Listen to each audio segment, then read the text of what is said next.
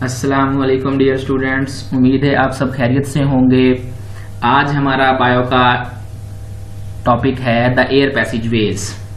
अब देखें, पिछले टॉपिक में हमने रीड किया गैसेस एक्सचेंज इन प्लांट्स, तो आज हम पढ़ेंगे गैसेस एक्सचेंज इन ह्यूमंस, यानी कि इंसानों में गैसेस एक्सचेंज कैसे होती है। उसके लिए सबसे पहले हम देखेंगे एयर पैसेजवेज, यानी कि वो कौन से रास्ते हैं जहां से हवा गुजरती हुई हमारे फेफड़ों तक पहुंचती है। उसमें देखें हमारे पास ये डायग्राम है, इसको हम पहले एक्सप्लेन कर लेते हैं, देख लेते हैं। सबसे पहले है हमारे पास यहाँ पे देखें नेसल कैविटी, जिसको हम नाक का एरिया बोलते हैं, नोस्टल्स, ये जो हमारे नाक के नथने हैं, और ओरल कैविटी। अब अक्सर वक्त आपने देखा होगा कि जब हमें जुकाम होता है, नाक बंद होता है, तो हमें नाक से सांस नहीं आ रही होती, तो हम मुंह खोल के सांस ले लेते हैं, तो हमें मुंह के जरिए भी सांस आ जाती है। तो ये हमारे पास देखें nasal cavity, nostrils, oral cavity. अब ये इन दोनों की कॉमन ओपनिंग है फेरेंक्स, ये दोनों ओपन होंगे आके फेरेंक्स में। अब फेरेंक्स से आगे देखें, फिर यहां से दो पाइप बने हुए हैं, एक पाइप सामने फ्रंट पे है, एक उसके बैक साइड पे है। ये जो बैक वाला है इसको बोलते हैं ओसोफेगस, खुराक की नाली। अब अगले वाला जो फ्रंट है ये है ट्रैकिया, सांस की नाली। इस पे अब देखें यहाँ पे एक छोटा सा फ्लैप है, ये वाला जो पर्दा हमें नजर आ रहा, इसका नाम है एपिग्लोटस। अब एपिग्लोटस का क्या काम है? इसका काम ये है कि जब हमने खुराक खानी होती है, खुराक निकल रहे होते हैं, तब ये सांस की नाली पे आ जाता है, और अदरवाइज जब हम नॉर्मल सांस ले रहे होते हैं तो ये खुराक की नाली को ढांप के रखता है। ठीक है, याद रहे एपिग्लोटस जो है जो वो फंक्शन परफॉर्म करता है। इसकी डेफिनेशन आगे आएगी भी, हम इसको आगे देख भी लेंगे। अब देखें फेरेंक्स जो है वो कॉमन ओपनिंग है, किसकी? ओरल कैविटी की एंड नेसल कैविटी की। एमसीक्यूज में जाता है which of the following is the open, which of the following is the common opening of both these cavities. तो हम फेरेंक्स को पिक कर लेंगे। उसके बाद अब हम आ जाते हैं, क्योंकि हमारा टॉपिक है गैसेस एक्सचेंज से रिलेटेड, तो हम फॉलो करेंगे इस प्रोसेस को, गैसेस एक्सचेंज के प्रोसेस को। खुराक की नाली को छोड़ दें। अब ये आ गया यहाँ पे। अब देखें यहाँ पे ग्लोटस।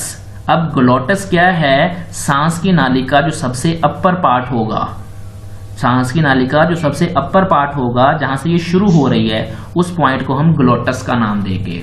ठीक है, उसके बाद ये जो बड़ा हुआ पार्ट है, इसको हम बोलते हैं वॉइस बॉक्स, जहां से हमारी वॉइस प्रोड्यूस होती है। इसके बारे में हम आगे जाके पढ़ेंगे।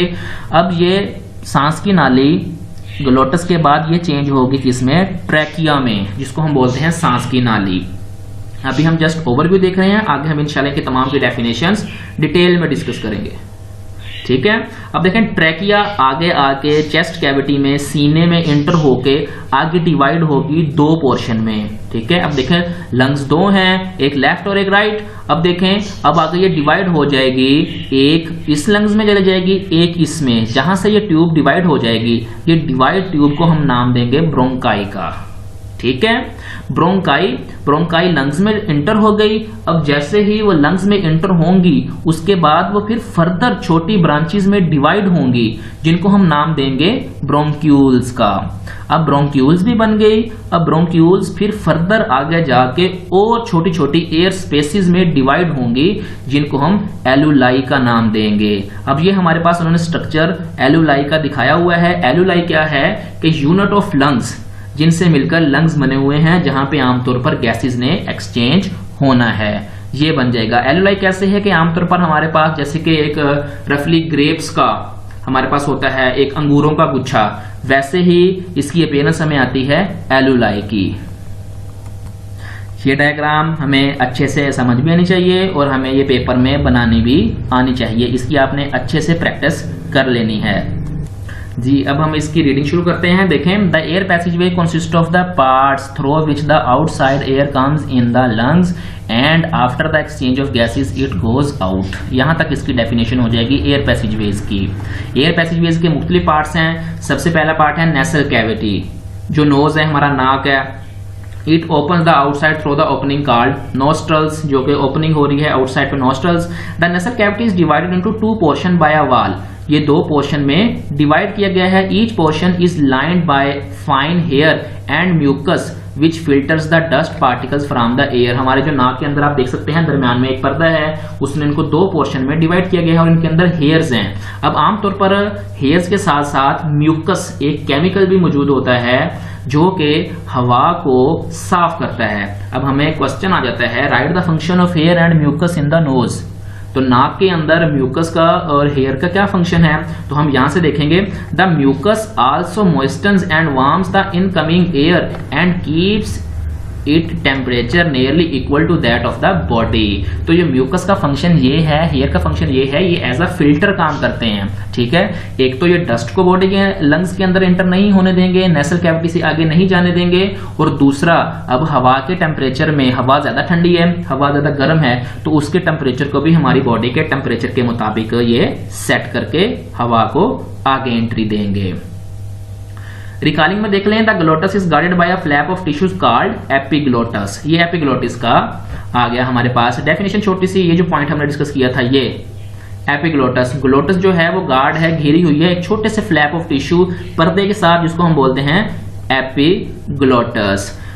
आगे देख लें, the nasal cavity opens into the pharynx. जो नेसल कैविटी थी वो ओपन हो गई फेरेंक्स में। ठीक है, by means of two small opening called internal nostrils. जो हमारे इंटरनल नोस्ट्रल नाक से ये ओपन हो गई जाके नेसल कैविटी फेरेंक्स में। अब यहां से फेरेंक्स की डेफिनेशन है, the nasal cavity open into pharynx. Pharynx is a muscular passage and is common to both food and air. अब ये देखें, वही बात आ गई कि जो फेरेंक्स है वो मस्कुलर पैसेज है, मसल से मिलकर बनी हुई है, और वो कॉमन है खुराक के लिए भी और हवा के लिए भी।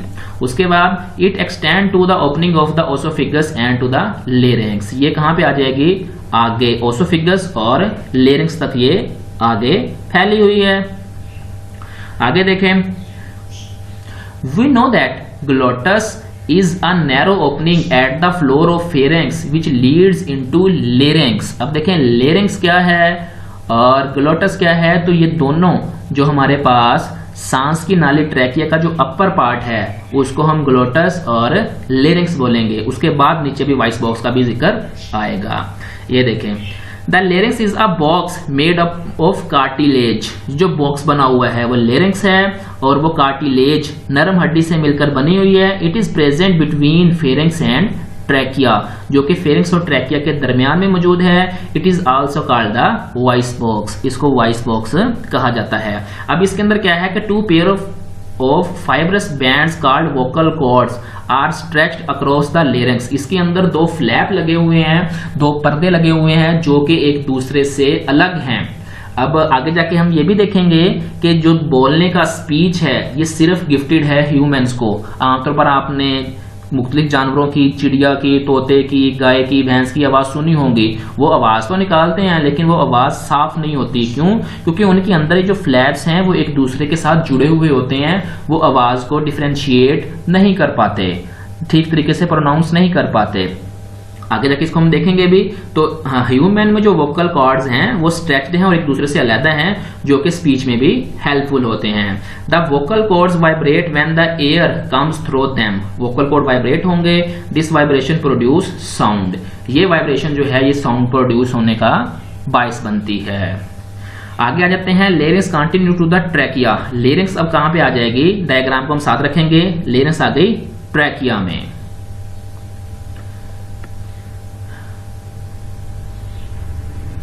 Trachea which is also called the wind pipe. अब ट्रैकिया का ही सेकंड नेम है wind pipe. It is about 12 centimetre long tube which lines in front of the oesophagus. MCQs के लिए याद करेंगे, जो ट्रैकिया की लेंथ है वो 12 सेंटीमीटर है और जो कि एसोफिगस से फ्रंट साइड पे मौजूद है।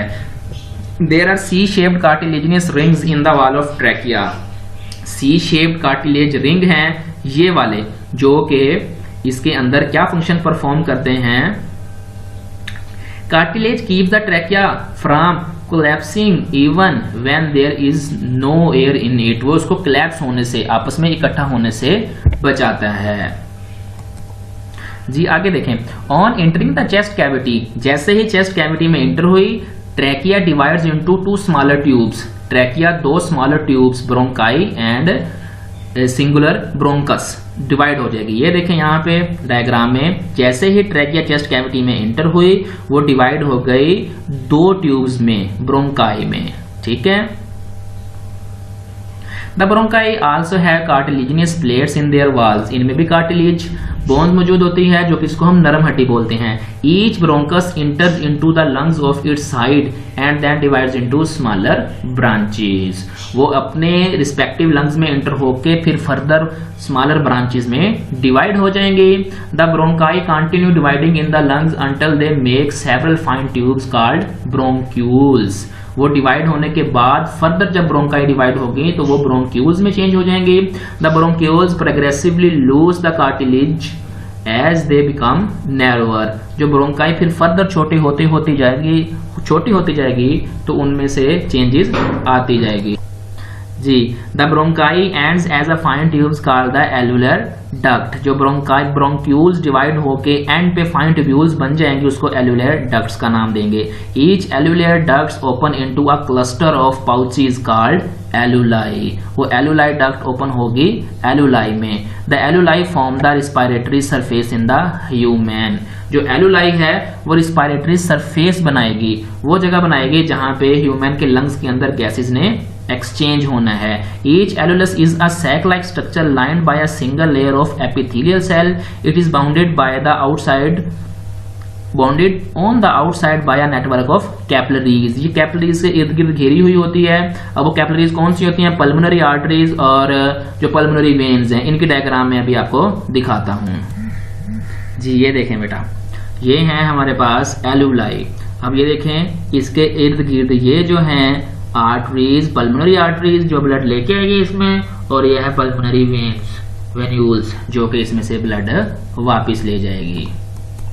नेक्स्ट देखें, the pulmonary artery from the heart containing oxygenated blood इंटर्स the lungs and branches into arterioles and then into capillaries which surrounds the alveoli, वही जो डायग्राम हम ऊपर देख के आए। These then join together to form the venules which form pulmonary vein। Arteries आई, वो divide हुई कैपिलरीज में, उसने गैसेस एक्सचेंज करने के बाद वो दोबारा वेन्यूल बनी और वो पल्मोनरी वेन बन के दोबारा हार्ट की तरफ वापस चली जाएगी। The pulmonary vein carries the oxygenated blood back to the heart, वो दोबारा हार्ट के पास ब्लड को वापस ले जाएगी जी। बेटा यहाँ पे एक हमारे पास शॉर्ट क्वेश्चन आ गया। अब ये देखें हमने जो पढ़ा था, vibrations in the vocal cords and the movement of lips, cheeks, tongue and jaws produce specific sound which result in speech. Speech is an ability that only humans are gifted with and this one of the characteristics which has put human beings superior to all। यानी कि हमारे जो lips हैं, हमारे जो cheeks हैं और टंग, इनकी जो एक तरतीब से चलने से जो एक स्पेसिफिक साउंड बनता है उसको हम बोलना, स्पीच कहते हैं। इसका क्वेश्चन ये बनता है हाउ स्पीच इज फॉर्म्ड, यानी कि जो स्पीच का प्रोसेस है वो किस तरह से बनता है। अब ये जो स्पीच है ये ओनली एक ऐसी एबिलिटी है जो कि सिर्फ ह्यूमन के पास ही अवेलेबल है और इसी की बिना पर ह्यूमन को सबसे सुपीरियर कहा गया है जी। ये लास्ट बॉक्स देखते हैं। जैसे कि अब हमने नेसल कैविटी के अंदर पढ़ा, नोज के अंदर हेयर्स और म्यूकस मौजूद था, वैसे ही ट्रैकिया एंड ब्रोंकाई के अंदर भी सिलिएटेड छोटे छोटे धागानुमा स्ट्रक्चर्स मौजूद हैं और ग्लैंडुलर सेल्स मौजूद हैं जो कि सिक्रेट कर रहे हैं म्यूकस। वो क्या करेंगे? Moisturize the air and also traps any fine particles of dust और बैक्टीरिया।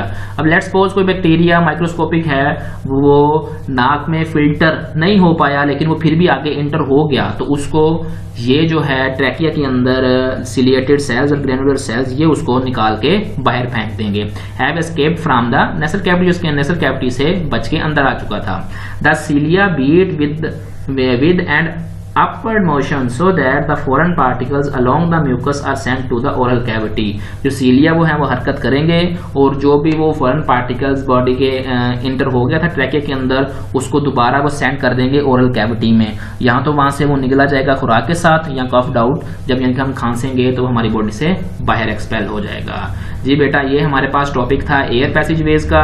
ये हमारे पास लॉन्ग क्वेश्चंस आ जाता है, इसको आपने अच्छे से याद कर लेना है और साथ में हमें ये डायग्राम भी बनानी आनी चाहिए। जज़ाकल्लाह।